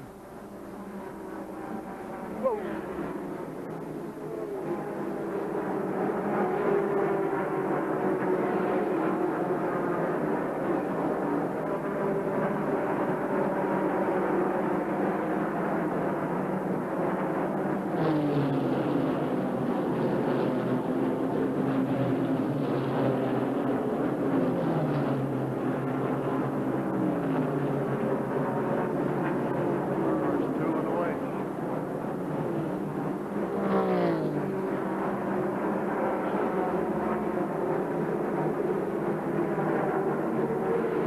On the screen, you see several cars discussing 6th, 7th, 8th, and 9th. Let's see where they're at this time as they go by the front stretch. Looks like Bobby Allison right now in car number 33 is holding on to the 8th position. Jack Ingram in car number 11. Is he in that group? Yeah, he's in that group too. That's 7th position.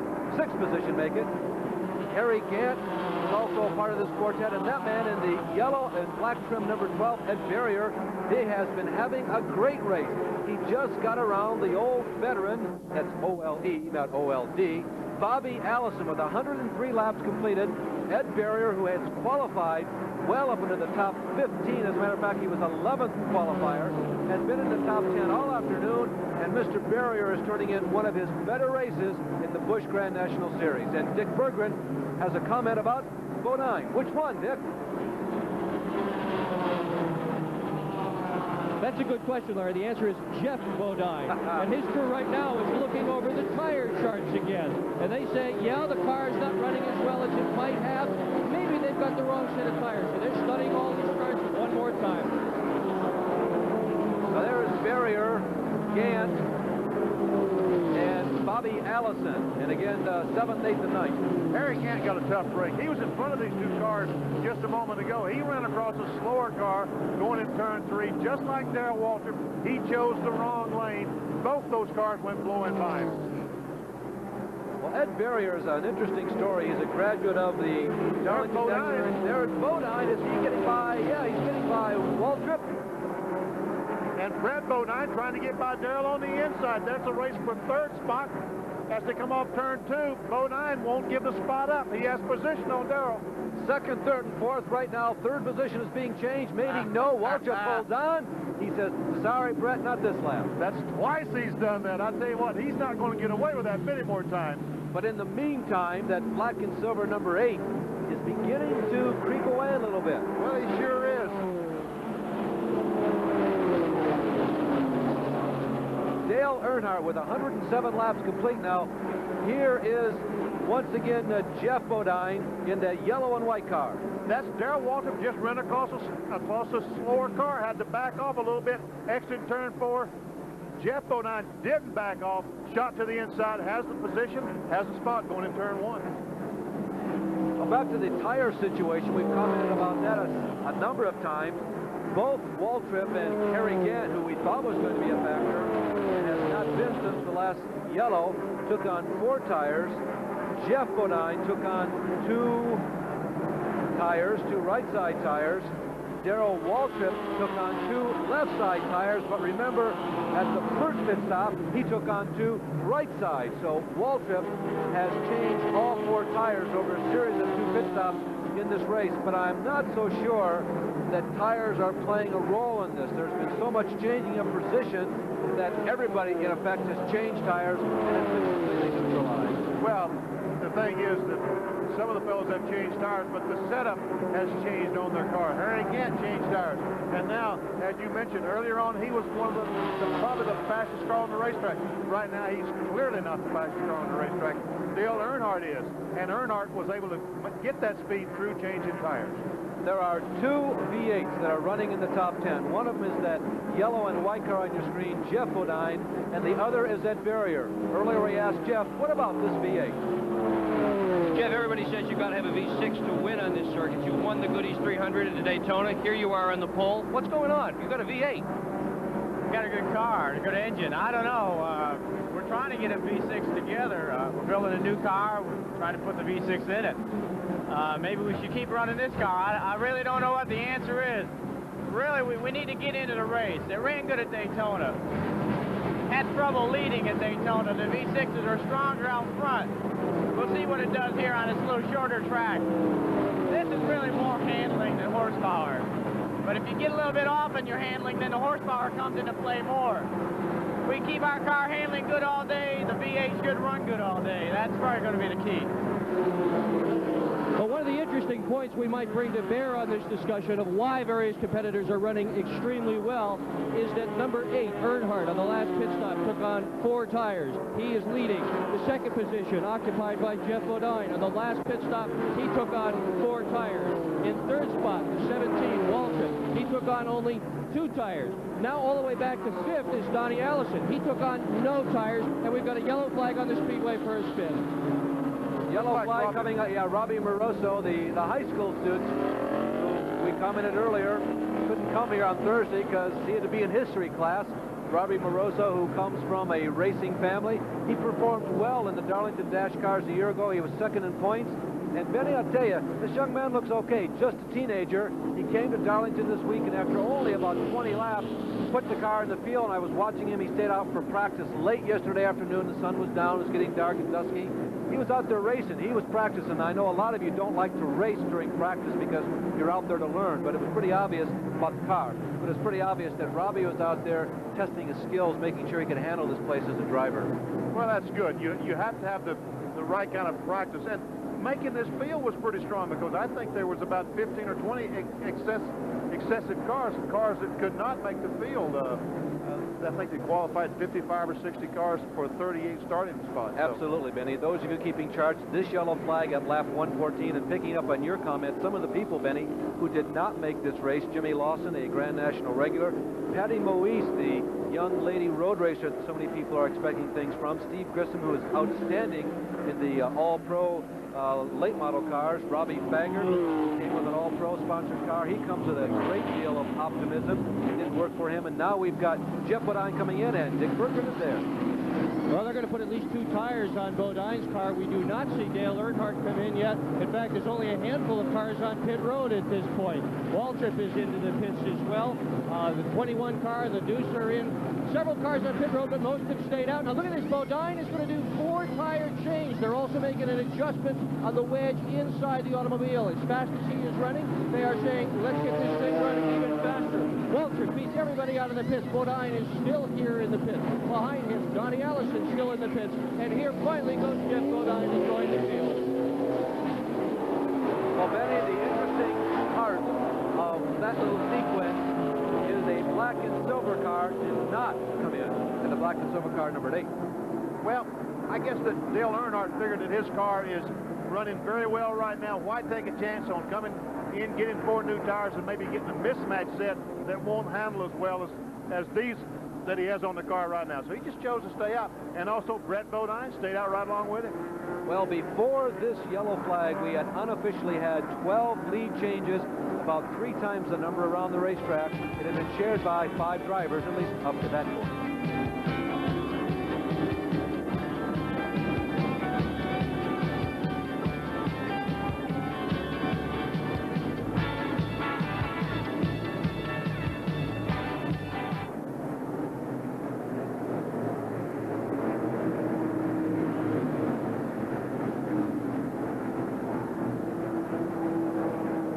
What happened? Stalled.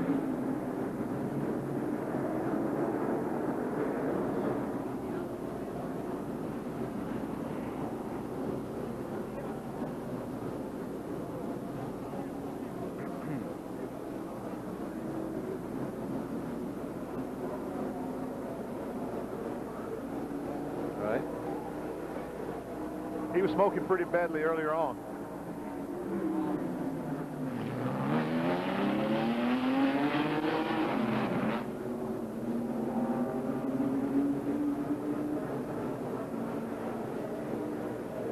Thank you. Okay, the green.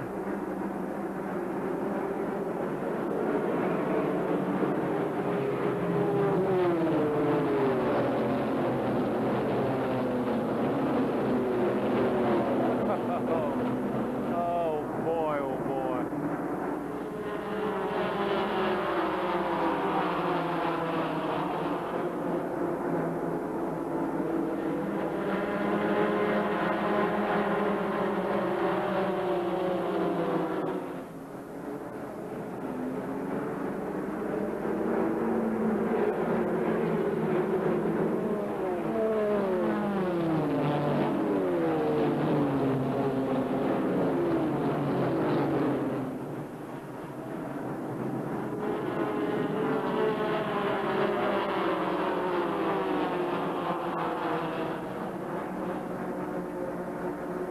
We are back under green at the Darlington International Raceway. Larry Newber with Benny Parsons, and joining us in the pits, a couple of doctors, one of medicine and one of philosophy. The one of medicine is Jerry Punch, the one of philosophy is Dick Berggren.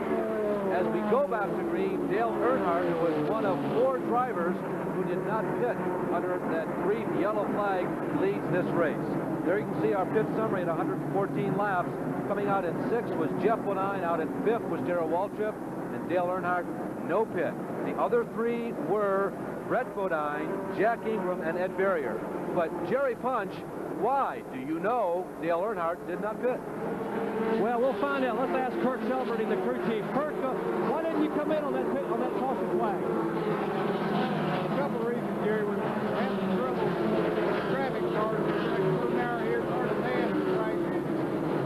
The last set of tires we put on really handled good, and it was just kind of a gamble, but we think the car ran a little faster the way it is on the old tires, and with a little jump on the other cars starting first, it should pay off. I guess we'll see. Well, it should pay off. They want to keep that car out of that heavy lap traffic back in the field, so Earnhardt electing not to come in, to stay out there and lead, hopefully, to the checkered flag. Benny, there's a case where the venue, the place you're at, the racetrack, really played a role in whether or not you take the chance to come in. Well, that's exactly right. Dale Earnhardt, who was leading the race, said, look, I'm going to stay out here. I have clean racetrack in front of me. And right now, it looks like it was an excellent choice because Brett Bodine, who stayed out there, can't catch him. Jeff Bodine, Darrell Waltrip, cars who can run with him, they're way back mired in traffic. They can't get through the traffic. That was Waltrip working on Ed Berrier.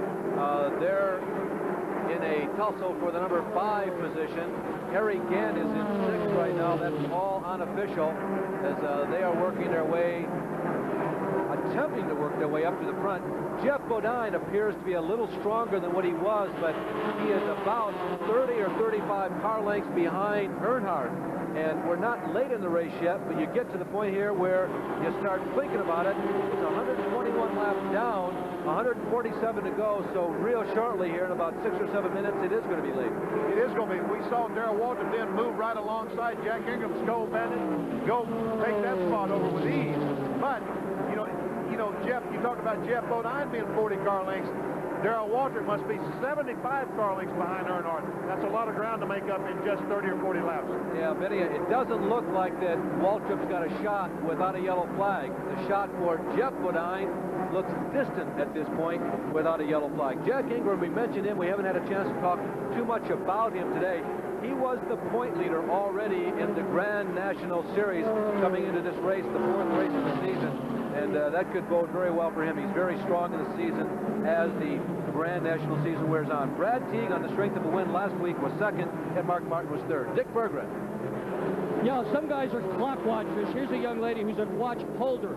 Remember in high school sports where you had somebody hold the watches and wallets? She's holding the watches for the pit crews of Darrell Waltrip. Or she knows what time it is. Oh, I bet she's got everybody's number. Picking up on that theme about Busch Grand National regulars versus Winston Cup drivers, no Busch regular driver won on a track over 1 mile in length in 1986, Benny. Brett Bodine probably had the potential of coming the closest, and you always got the feeling that Jack Ingram was in it, but so far in recent months, nobody's been able to scale that hurdle.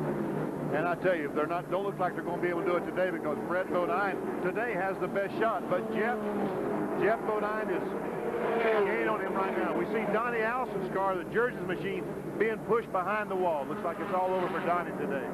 Yeah, that's a disappointment because he's in the midst of what he hopes to be a comeback, and he has been competitive in these cars. He's run in the top 5 at Daytona the last couple of years, and he was right up in the top 10 today, too. What Earnhardt's going to get, there we see Dale Earnhardt. He's the leader of this event. The break he's going to get is there we see the red car coming off the corner. That's Brett Bodine. The yellow car is Jeff Bodine. When Jeff gets up to Brett, if he has to race with him at all, if he has any problem at all getting by Larry, the race is over. Dale Earnhardt will go away. Well, talking about that battle, there it is. The family feud of the Bodines. Brett, spelled with 2 T's, not NT, on the left of your screen, and Jeff spelled with 2 F's on the right-hand side of your screen. There we see Jeff. He's caught Brett. Now then, you know, you would say, well, these cars are running fast enough that they can hook up and draft and catch Earnhardt.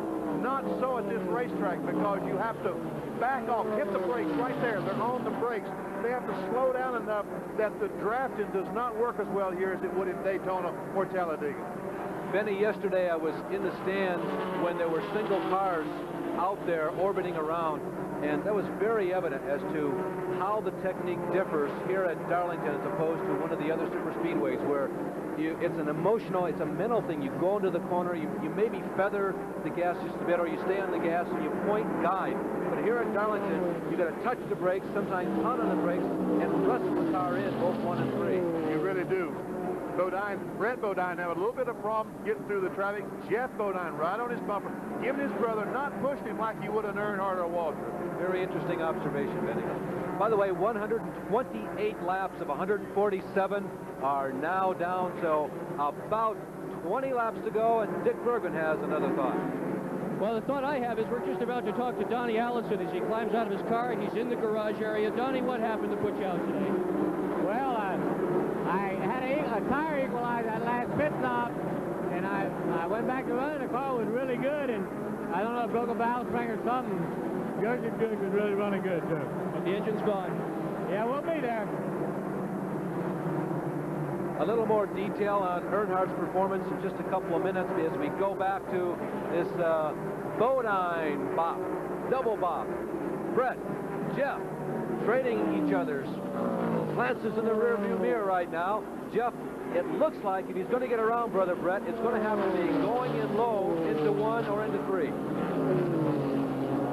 Bodine, the Brett Bodine car has the V6, the Jeff Bodine car has the V8. And if I'm not mistaken, these engines come from the same place, B&R engines up in Winston-Salem, North Carolina.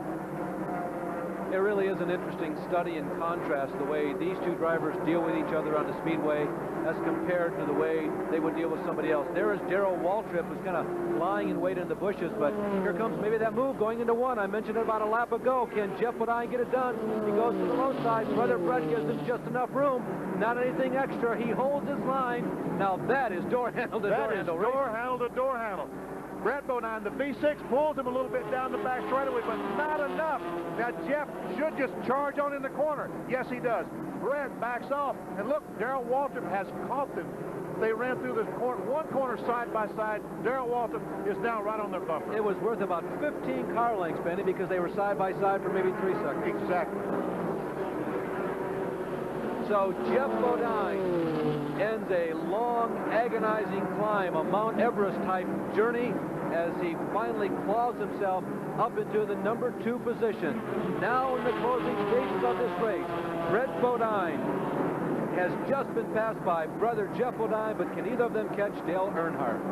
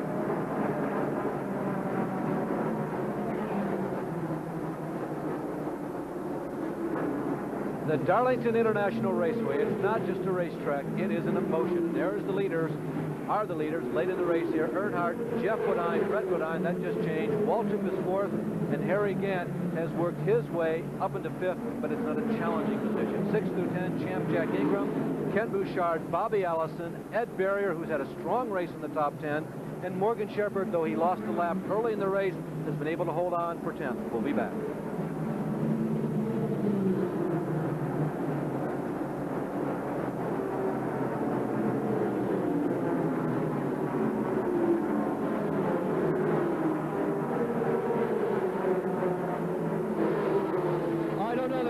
battery. I bet that fixed it, didn't it? 1, 2, 1, 2. Can you hear me now? Okay, they just changed my battery. I think that was the problem. Hey, Neil. Hey, Neil.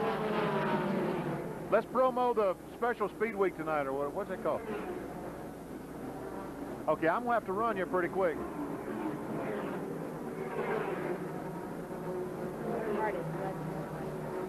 That's good.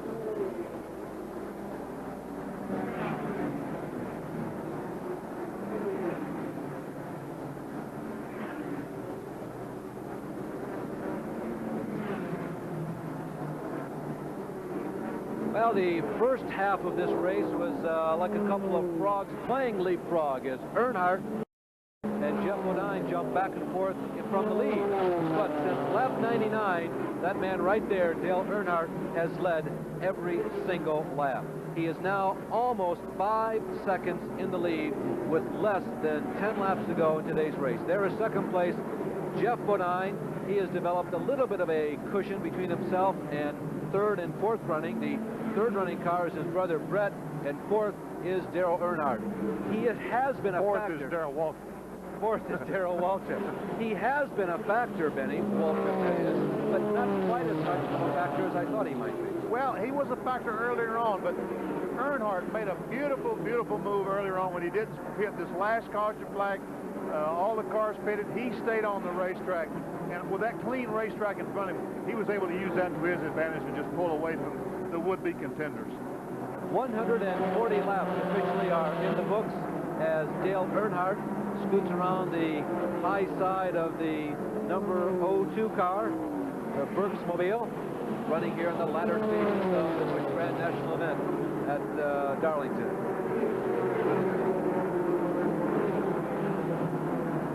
11, Jack Ingram, who is 5 times a national champion in this type of racing, currently running in 6th position, is right now holding off the number 10 car of Kenny Bouchard. And Bouchard, after starting way down in, let's see, well, not way down, but he started in 19th position.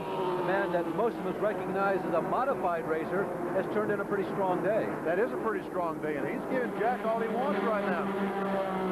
One of those guys looks like he's going to finish fifth position, and the way things are shaping up front, it's almost like first in class. That's right. Well, they're going to be 6. Harry Gant right now is the 5th place car, and he's quite a ways in front of this duo, but don't you know Kenny Bouchard wants that spot? Yeah, it really would be a big day for Bouchard because he's a modified driver similar to the likes of Jeff Bodine and Brett Bodine, for that matter, who is trying to make a name for himself in the heavier race cars with the fenders on it. And if he could pass Jack Ingram at any racetrack, be it Orange County Speedway at Rougemont or Darlington, would be a strong mark in the book in his favor. It sure would. Just unable to get by. Looks like he's got a car just as good as Ingram's, but you have to have a little bit more to get by. And there's Bobby Allison just waiting for one of these guys to make a mistake. Now, it's unlikely that Ingram make a mistake, and the way Bouchard is running today, that too is unlikely, but Allison is right there, and things can happen very quickly at this racetrack. We commented 2 abreast for 3 seconds and 15 car lengths. Here's a slower car that just might be the thing that's going to... No, they're all able to get by with on the high line. I thought maybe the slow car was going to get in front of one of the cars, and the inside line or the outside line may be the way to go, but they all chose the outside line. Ingram, Bouchard, that's Kenny Bouchard, not Ron, and Allison, Bobby Allison, running in the top 10, running for position here in this near $100,000 event at the old Darlington International Raceway, the old raceway with a brand new facelift for 1987. That's the spot. That's the race for third spot. The Brett Bodine automobile, third spot. Darrell Waltrip right behind him. And there's only about a lap and a half to go. So if Darrell's going to do it, he's running out of time. We anticipate the white flag this time by for the leader, Dale Earnhardt. Harold Kinder leans from his perch and drops the white flag over Brad Teague, but Brad is at least 1 lap down. Right behind Brad is Mr. Earnhardt. Waltrip looking on the inside. Brett Bodine moves down the hill, won't give him a spot. Jeff Bodine continues to motor in second position. Waltrip and Brett Bodine. They are going to have a discussion, a heated discussion for third place. Slower traffic looks like it's going to play a role. Is there enough room for the two of them to get around turns 3 and 4 before they approach the slower traffic? It's going to be close. There is the winner, Dale Earnhardt, getting the lead. You see T going by right front. Here comes Jeff Bodine getting second. The battle for third coming up. Brett Bodine drops low in that bright orange car, and Brett Bodine holds on to third, and Darrell Waltrip in the white red-top machine is fourth. Fifth place coming around. We're anticipating the number 7 of Harry Gant. Jack Ingram was able to beat Ken Bouchard to the line. Harry Gant did get fifth unofficially. Ingram 6th, as you mentioned. Bouchard 7th. Bobby Allison in 8th. Ed Berrier 9th, and the leading car 1 lap down, finishing in 10th position unofficially, number 97, Morgan Shepherd. Well, Benny, it's like watching a Winston Cup race so far in 1987. Earnhardt wins. Bodine is running right up there to the front. Earnhardt's a factor. Yeah. Waltrip is a factor. Waltrip is a factor. And Brett Bodine, he gave a good account of himself today. With no more experience than he has on this type of racetrack, I thought Brett Bodine today did a super job. Well, maybe Cale Yarborough is right. Cale said that he observed Brent a year ago, and he really thought that Brett Bodine was going to be one of the stars of the future. And I guess next week will be a big step in that direction. We'll find out just how strong that Brett Bodine can be in the Winston Cup division. So Dale Earnhardt moves up his winning total to 11 in this division. He's had a very strong 1985, 86, and it looks like 87 will be more of the same.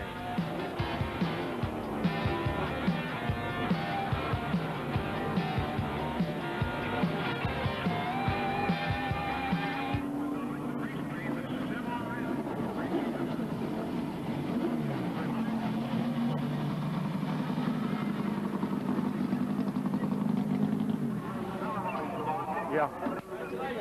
Well, I need real badly. I got to practice. So just as quick as just as quick as you can let me out of here, I need to go.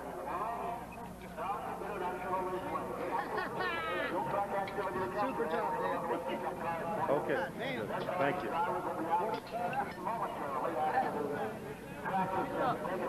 Give me a time to beat, please. Yeah. Right. That was a good point. Oh, Conrad.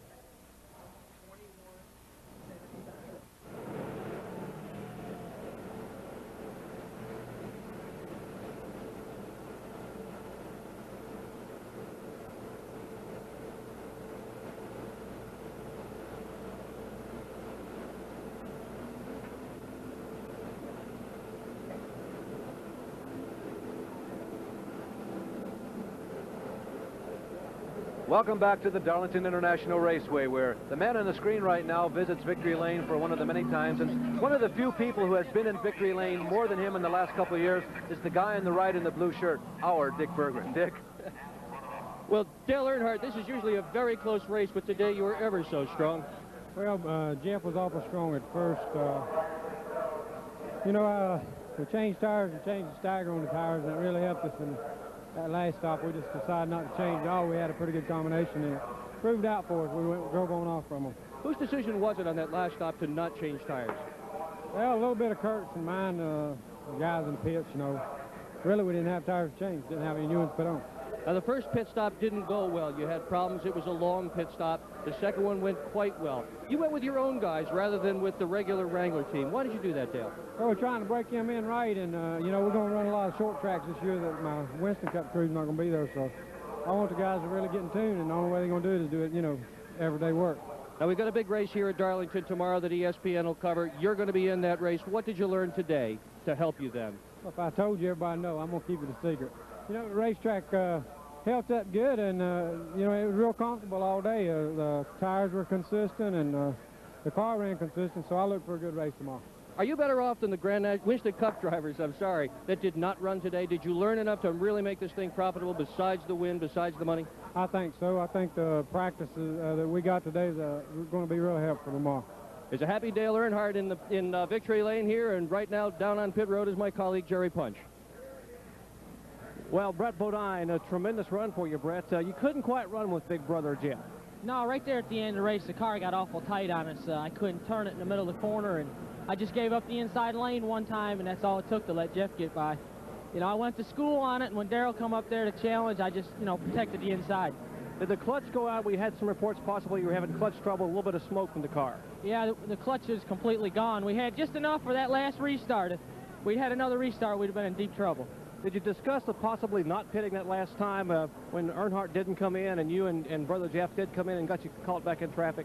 No, we didn't come in. That was just something. We thought position on this racetrack was more important than maybe 30-lap fresher tires. And, you know, Jeff took a gamble. It paid off for him. He got some breaks in traffic and come up through there. But a lot of times it won't pay off, and you'll get yourself in trouble by pitting late in a race. You know, drivers are getting tired, and, you know, take a chance of getting in an accident. Let's switch gears just a moment. You're changing uniforms next week, and you'll have your first Winston Cup start at North Wilkesboro, and Cale Yarborough will be the car owner. Now, you tested there. Tell us, I understand that Cale was ecstatic about how well you ran. Yeah, the whole team was really pleased. We took the Hardee's Oldsmobile to Wilkesboro and tested its speeds under the track record, and, you know, some of the fastest that have been turned there so far in testing. So we've got high hopes going to Wilkesboro, and that being on ESPN, we hope we can put on a good show. Well, indeed he will. He's very modest, but he returned in laps the first time ever on the track under the track record, a little over 19.5 seconds on a half-mile racetrack, and that's extremely quick. Brett Bodine, a good finish here today. Benny, unlike the Titanic, the maiden voyage of this new pavement didn't sink a car. No, I thought it was a good, clean race. The fans that have watched this race over the years have been accustomed to seeing crash after crash. We did not see that today, and that's good, because this was a racetrack that was very, very hard on equipment. But can you imagine that Earnhardt not telling me what he learned out there? What a dirty guy. Speaking about learning things, Benny right now has to leave us because in just a few minutes they're going to open this track for Winston Cup practice. And you've got a date with a lady that you feel more kindly towards, your machine, rather than this racetrack. Yeah, the machine has been very good to me this year, and who knows what this racetrack's going to do for me. And Benny, you were telling me earlier you have still a lot of work to do. The new pavement really has, I guess, presented some surprises. It has. We just have not been able to get around the racetrack the way that the other cars are. We're not as competitive as some of the cars right now. Earnhardt being the most competitive car, and judged on that, we're a little bit off. So we got to go try to find it. Benny, thanks for taking time out to help us today, and go south from here, from the booth here in the sky, and learn some stuff. Thanks, Bart. Okay. So Dale Earnhardt has picked up where he left off, I guess, in 1986 when he forays into the Grand National Busch Series. He seems to win, and he did it again today.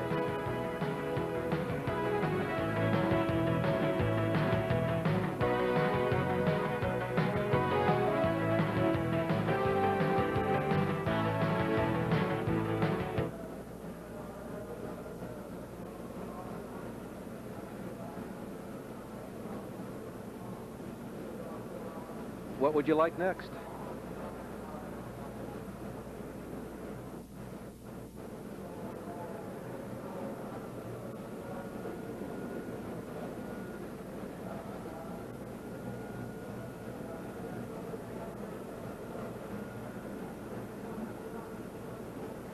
Okay.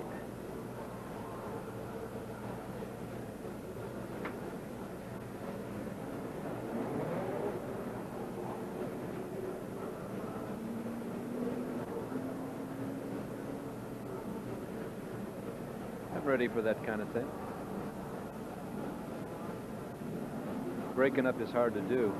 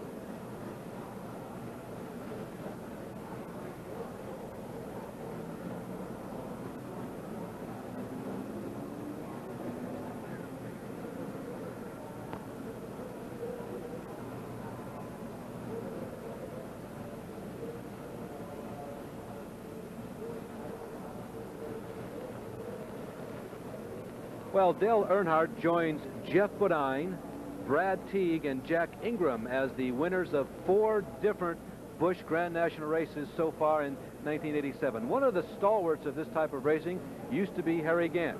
He's with our Jerry Punch right now. Well, he's an ailing Harry Gant. First of all, Harry, how do you feel right now? We're more concerned about your condition than the fact that you drove a great race. How are the ribs? Well, I'm awful sore right now.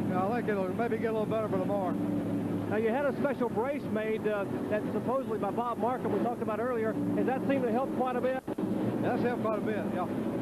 You had a pretty good run in the Ed Whittaker car. Looked like you were trying to hang with him most of the afternoon. Yeah, the car worked good. It had an initial problem there about the last 50, 60 laps, and it got real weak. Other than that, the car ran, handled good. Couldn't be no better.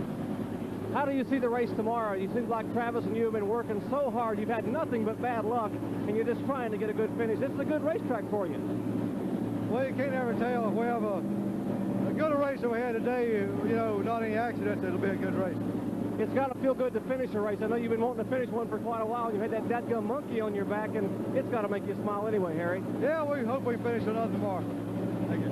Okay, Harry, again, a good fifth-place finish today. Let's go to my colleague, Dick Berger. And I was Darrell Waltrip, and his biggest fan, his best friend, too, I guess. Darrell, you had a good run today. Oh, we really did. We came in right there and got tires, and it was sort of one of those things we weren't sure if we should have. And the way it turned out, we shouldn't have. They were not as good as what I had on the car. Earnhardt would have been hard to beat, but we had some fun for a while. What did you learn today that can help you in the race we'll see on ESPN tomorrow? I don't really think a lot. The track did exactly what you'd expect it to. It's slick all the way around. All four turns are slick. My car got to pushing about like it always does here. The track's kind of a little sand worked out of it, made it a little slippery if you got out of the groove very far. But traffic's bad, the track's bad, the weather's hot, everything's just about normal. You look, though, as if you're really fresh. You don't look like a guy that's gone 200 miles in wheel-to-wheel competition. Are you fresh? Do you feel as good as you look? Well, I love this kind of racing. The cars are just a lot easier to drive. They don't make as much heat. They handle a lot better. And the speeds are about the same in the race as what the Winston Cup cars are, but they're just a little bit lighter and a little bit softer tires and makes them stick better in the turns. You start deep in the field in tomorrow's race. What can we look forward to from Darrell Waltrip? Well, I'm going to have to be patient. I'm going to have to remember that I can't win the race in the first few laps, and I'll have to pick my way along. We're going to have some real good pit stops early, get up near the front, and then see what we can do about winning this thing. We need a win badly. And I should have identified the young lady that's next to you. That's Stevie, his wife. We can give you an unofficial rundown of the top 15. Of course, the top three we've documented pretty well for you. Earnhardt, Jeff Bodine, and Brett Bodine. You can see Darrell Waltrip finished fourth, and Harry Gant held on for fifth. 6th through 10th were Jack Ingram, and incidentally, he strengthens his points lead. Ken Bouchard finished 7th. Bobby Allison just couldn't get by these Grand National regulars and finished 8th. And Ed Berrier, with a strong effort here this afternoon. The North Carolina driver is 9th, and Morgan Shepherd, we mentioned he was the lead driver who was 1 lap down. He comes home in 10th. Despite all the problems, Larry Pearson, last year's defending champion, was 11th. Last week's winner, Brad Teague, was 12th. And Rodney Combs, originally out of Ohio, who raced out of the Cincinnati and Dayton, Ohio areas and then ran in the dirt tracks, came home 13th.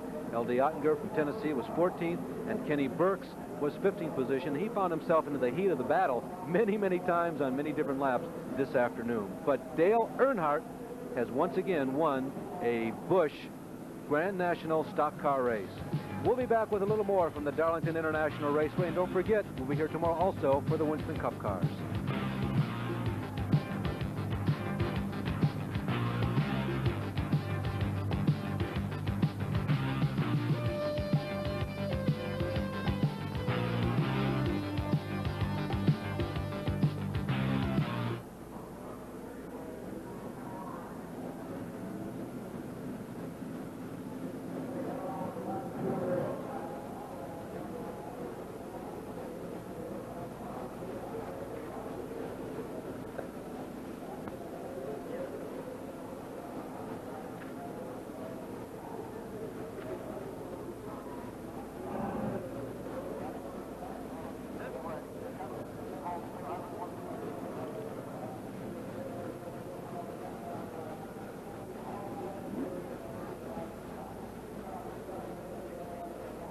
Don't know.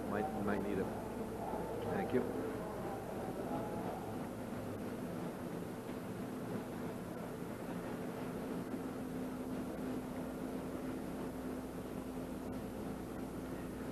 We mentioned that tomorrow afternoon you can watch the Trans-South 500 for the Winston Cup, the big stock cars here at Darlington International Raceway. This is a legendary place. The event tomorrow starts at 1 p.m. Eastern Time. And whenever the Winston Cup stars take to the 1.366-mile oval here at Darlington, it is a special day. The starting lineup for tomorrow, Kenny Schrader, somewhat of a pole, of a surprise being on the pole, but he's had a very strong season up to this point. He gets his first pole of the year here at Darlington. Dale Earnhardt, no surprise there for certain. He's on the outside. Row number 2, that fabulous flying Ford of Bill Elliott is on the inside, and he's flanked by our broadcast partner from this afternoon, Benny Parsons. In row number 3, Davey Allison. Yes, he is definitely for real. That Ford is moving around the speedways pretty good, and Rusty Wallace starts outside of Davey. And with the pole setter for tomorrow's race is Jerry Punch, right? Well, this 31-year-old fit Missouri driver will lead them to the green tomorrow at 1 o'clock. And Kenny, first of all, congratulations on your first ever Winston Cup pole. Well, we thank you very much. You know, your first one's special, but to get it here at Darlington, that made it a little extra special.